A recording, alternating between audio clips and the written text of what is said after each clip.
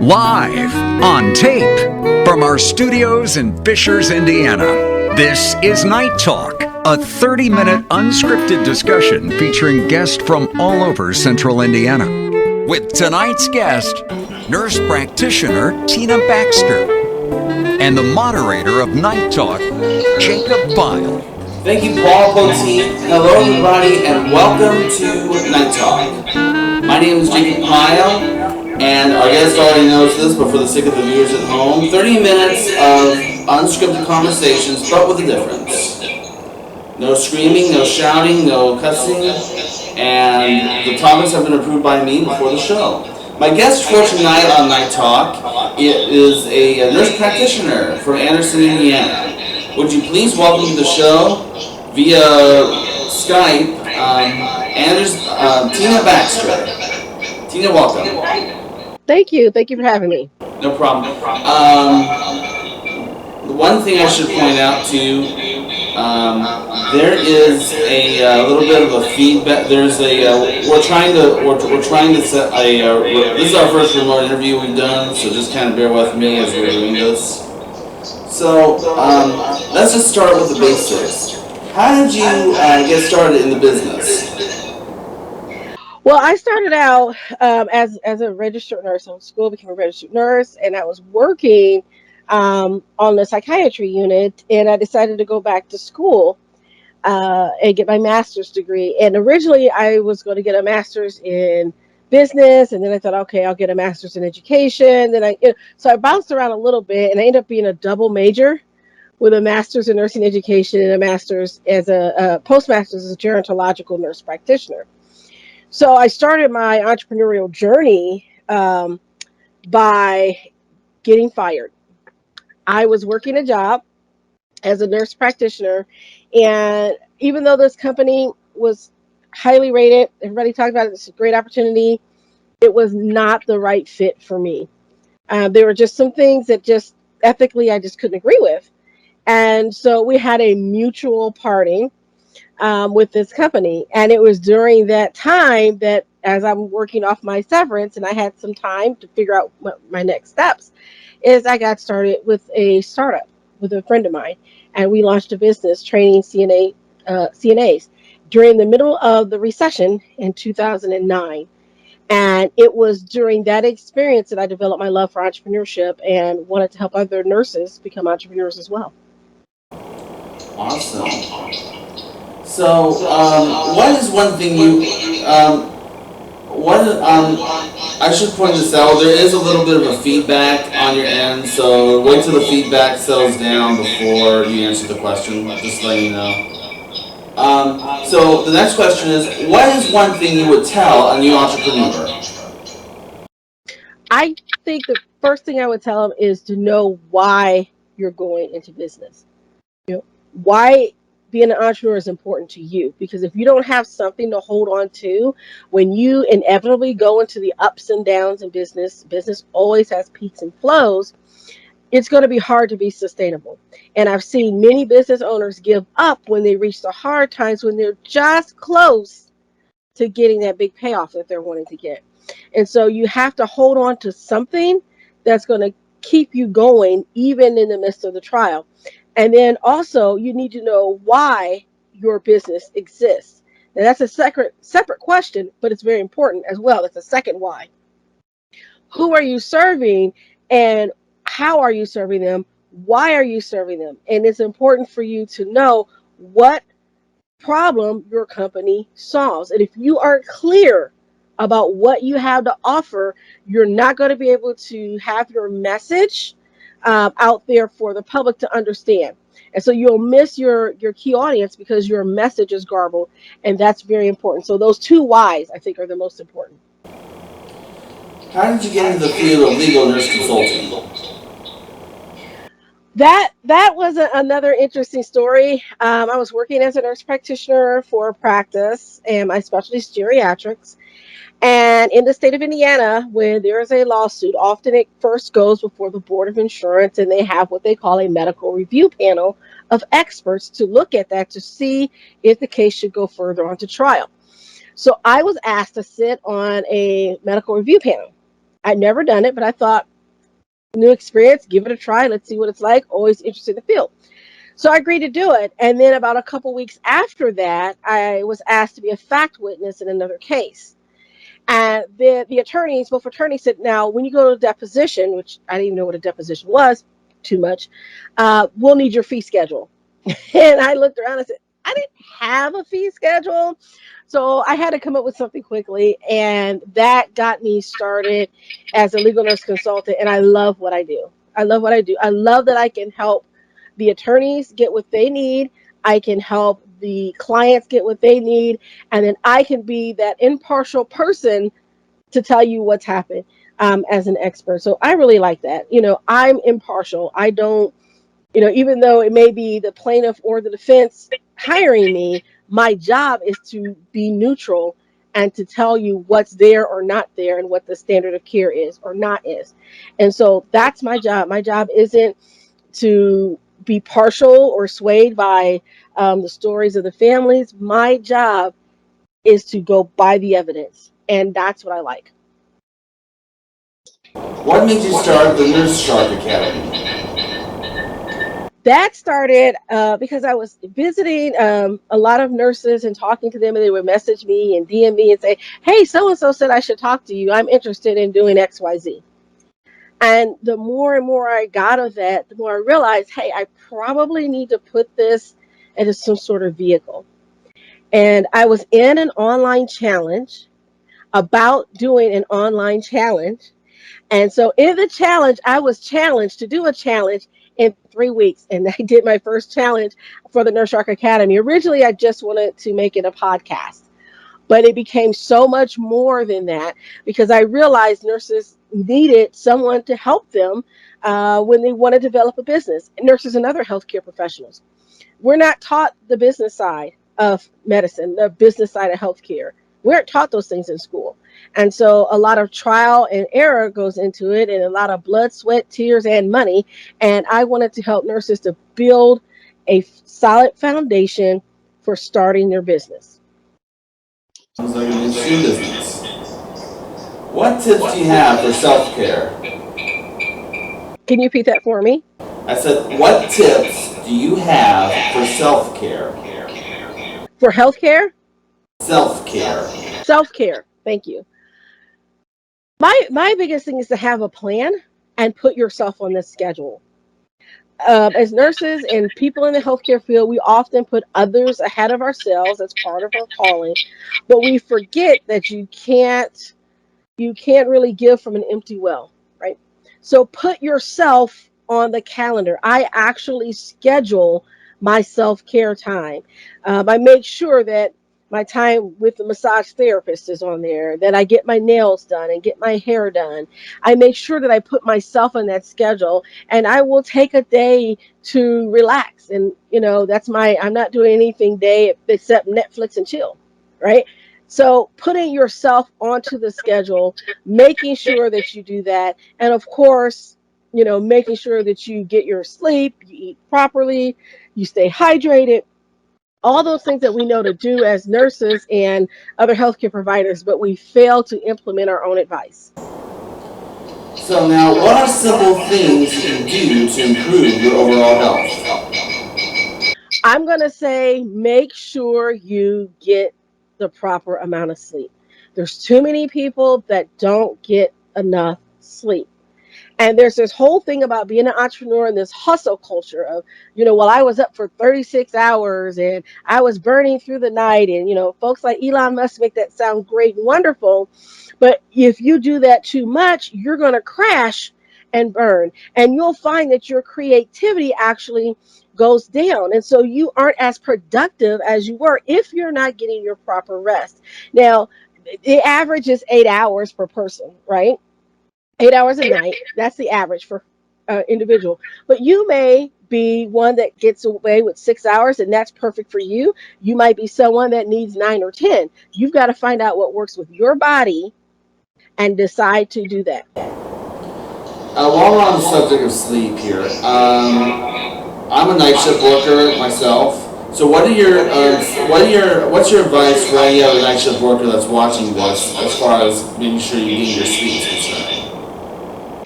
Well, I tell you what, I was a night shift nurse. I worked 7 p to 7 a. And one of the things I made sure I do is to tell my family, these are my sleeping hours. And I've created an environment for me to sleep. Now, this is before, I'm dating myself here, but this is before we had caller ID and cell phones and all that stuff. I would literally take the phone off the hook during my sleeping hours because I didn't want them, one, to call me in to do an extra shift, but two, I didn't want interruptions. And I explained to everybody, hey, I am a night shift worker. I got dark um, shades in my apartment so I can make sure it was right there. I could close the blinds, no light got in, and I had a sleep mask, and I made the environment as cool and comfortable as possible. So you have to set your mind and body to that sleep mode. All right. We are going to take a short break. When we come back, more with Tina Baxter. Stay with us.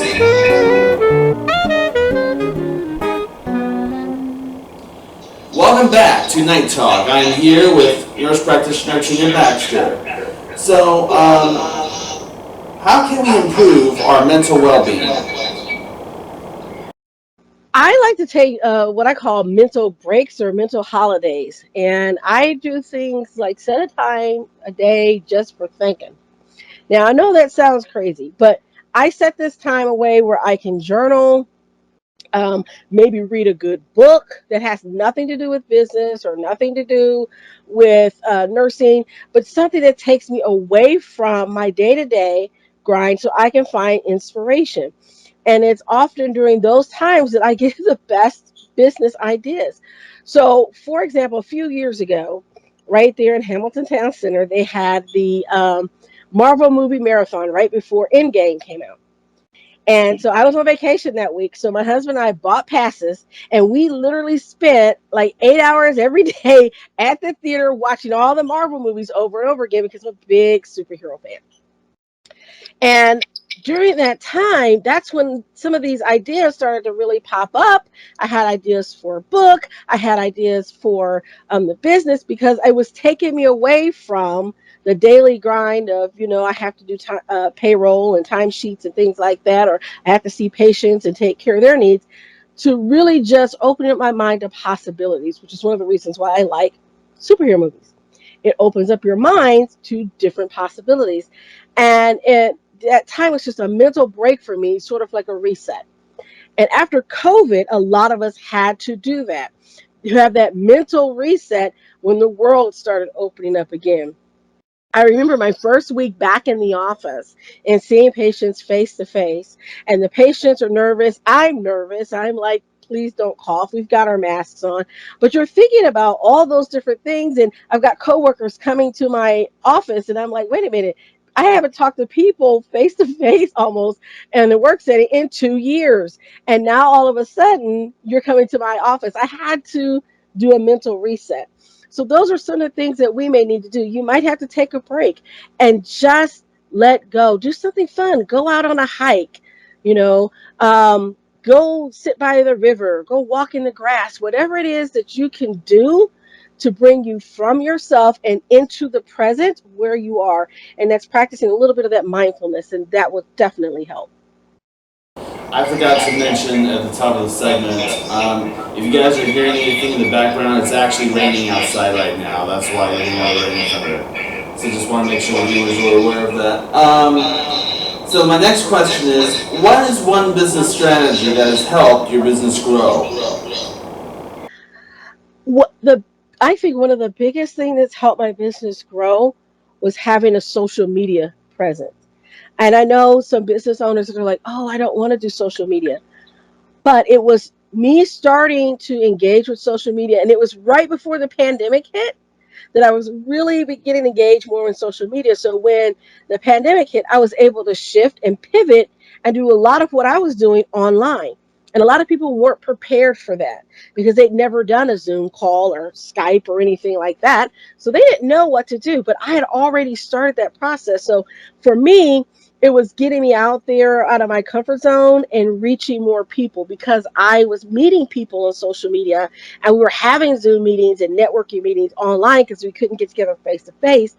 I started meeting with people from all over the world. I've had calls with people from Australia and Africa, and calls from people from England and New Zealand. And it's been great to talk to people from all over the world. I had a call with the CEO of a major company in Turkey. He happened to be from the US, but he also is from Turkey. He has dual citizenship. He had a business in Turkey and a business in the US. And he was going back and forth, and he was stuck in Turkey during the pandemic. But guess what? We got a chance to talk and meet because of social media. And that never would have happened a few years ago because we just weren't doing it as much. Awesome. That's an interesting story too. Yeah, that's really cool. What is your favorite way to relax? I think my favorite way to relax is to read a good book. I'm an avid reader. I like to find books from different things. So I'll read a personal development book or somebody I find interesting. Like I read a lot of John Maxwell. I enjoy his books. I read Damon John's book. But then also I'll read things that have nothing to do with business. I happen to love a lot of Stuart Woods, um, the spy thriller type stuff. I'll read that. I've been known to pull out a Harlequin romance or two. So I love to read. And I've done this since I was probably about 4 years old. Yeah, my mom's favorite book was she was into the like Lord of the Rings and Harry Potter and things like that. I never really got into that stuff, but it was good for her. I'm a Tolkien fan, so when the movies came out several years ago, before every movie, I would reread the book. So I'd be ready for the movie. Right, right. All right, so we now have some topics that we're going to discuss, and I want your thoughts on this, and we'll just run as many topics as we can as time permits. So we're going to start with, let's talk about heart health. What are your thoughts on heart health? Well, I'm going to say we're doing a better job of getting the message out to take care of your heart. Where we are lacking is allowing people the opportunity to do it, because there are in some places, particularly where I live, but there are places where there are food deserts. And so people have a hard time getting the proper nutrition. And so we need to really look at our food supply and how we're providing nutrition for individuals, and look at food not just for sustenance, but also as medication. Your food is medicine. It's very important what you eat and how you eat what you eat. And so, with all the changes that we're having with the genetic engineering and the fooding and food and things like that, we need to look at the food industry and really see how we are providing the proper nutrition for people for them to grow. That's one key indication. The other is, do we have sidewalks and places for people to have recreation? And there are some places that there's no sidewalk for the kids to ride their bikes on. There's no sidewalk for people to walk on. So as a city and as a state, we need to look at creative ways to provide those solutions for all of Hoosiers. All right. What about for older adults? Say that again. Like just in general, what are your thoughts on how to take care of ourselves when we're older, like when we're a lot older? When you're older, yes. I'm going to say stay active. Stay active. This is what I found in working with my patients who are older.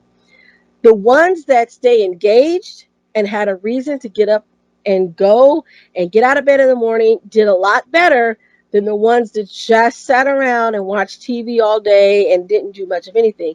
And I'm talking about not, people that have chronic illnesses, diseases, diabetes, heart disease, high blood pressure, all this.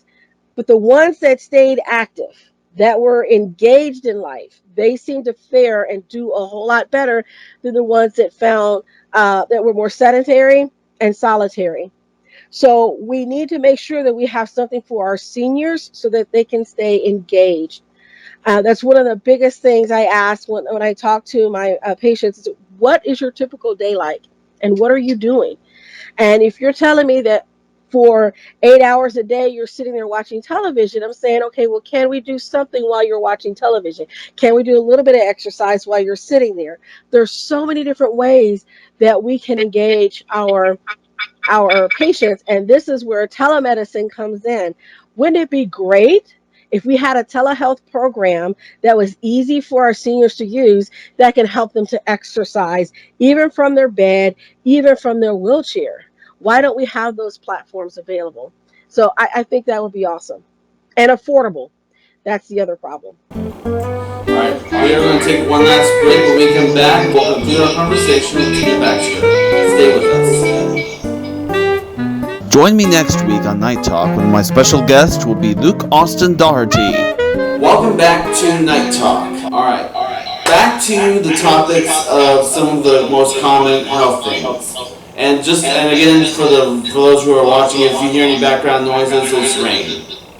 So the next on my sheet here would be mental health. Let's talk about mental health.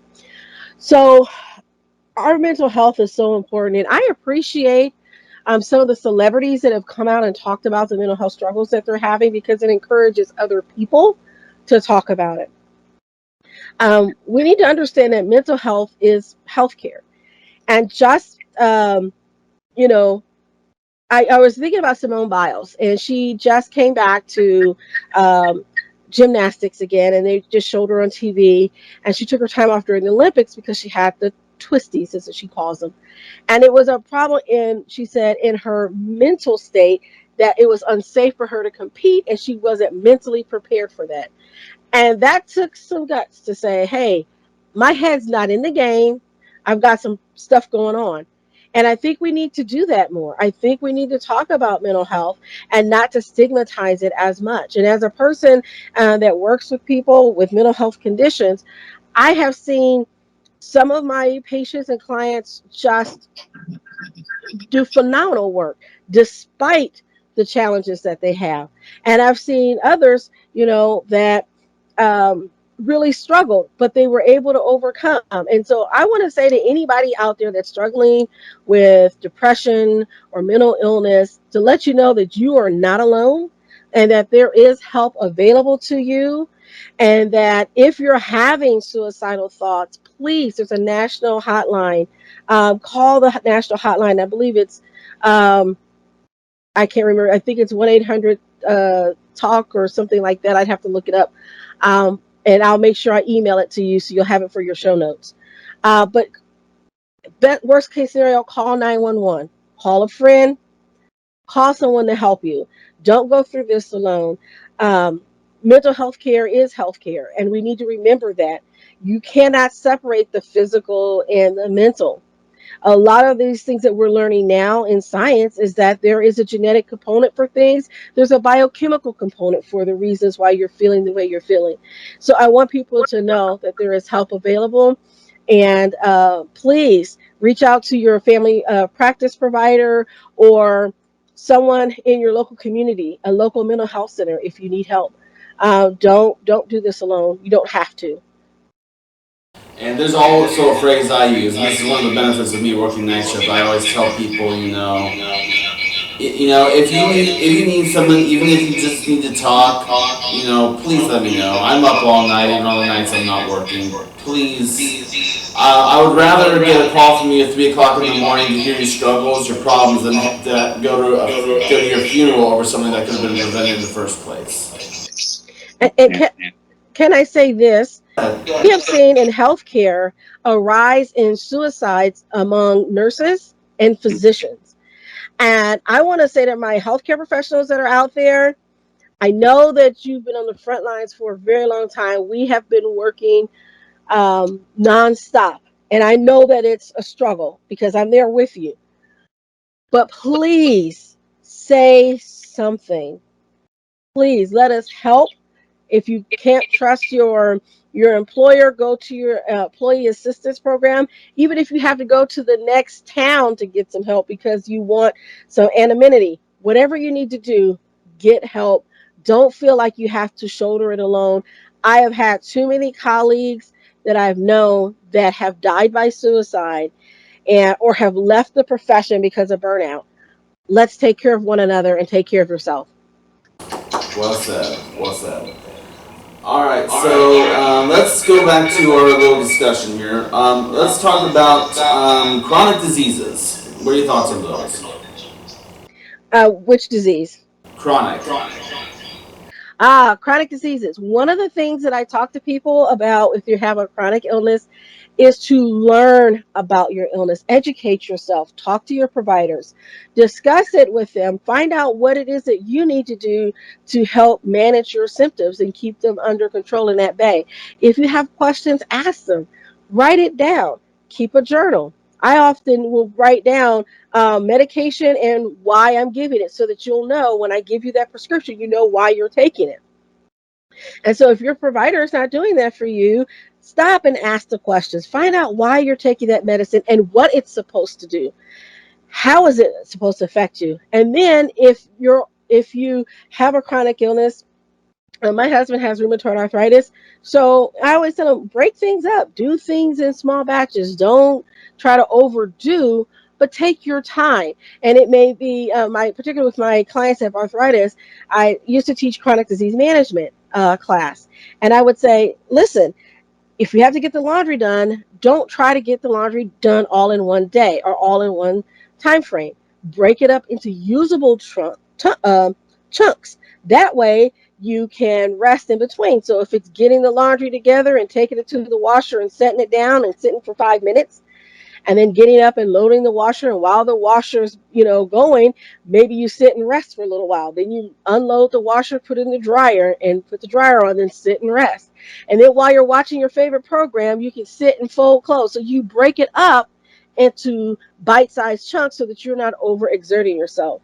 And then recognizing that you may have to adapt and adjust. And what do I mean by that?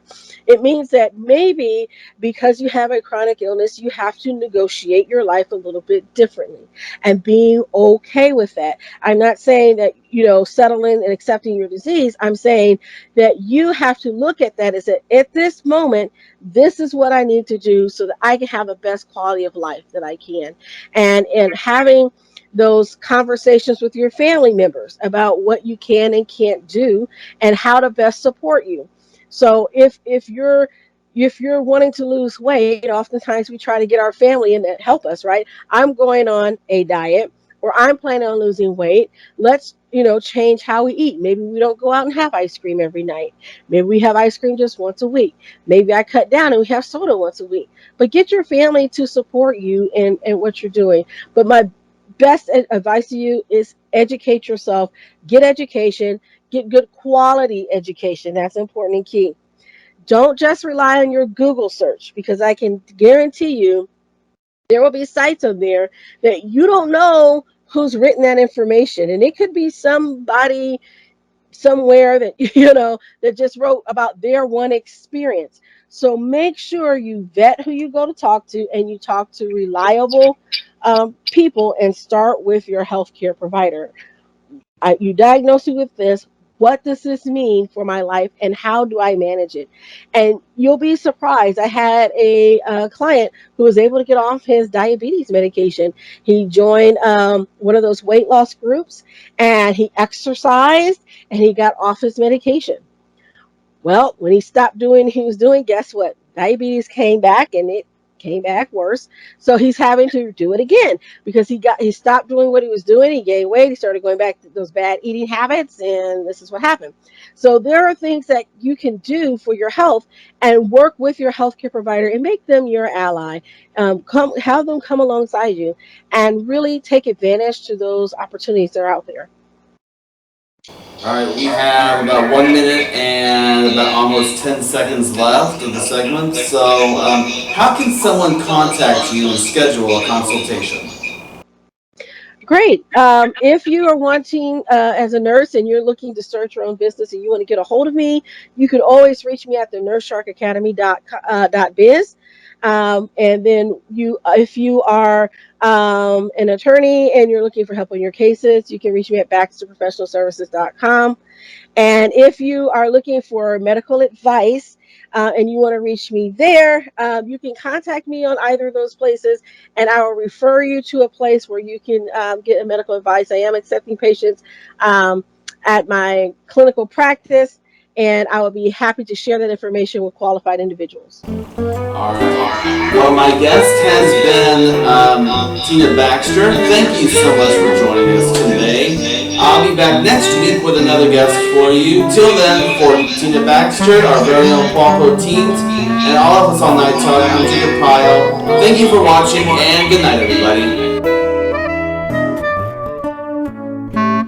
If you want to be a guest on Night Talk, or if you'd like a DVD copy of tonight's program, send Jacob an email. The email address is jtpile1@aol.com. If ordering a DVD copy of the series, include the air date seen on your screen.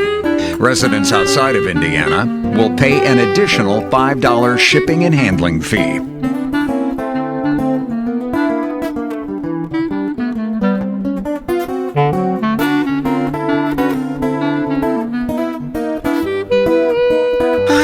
Tired announcer Paul Poutine, speaking for Night Talk, a Pyle Media Ventures presentation.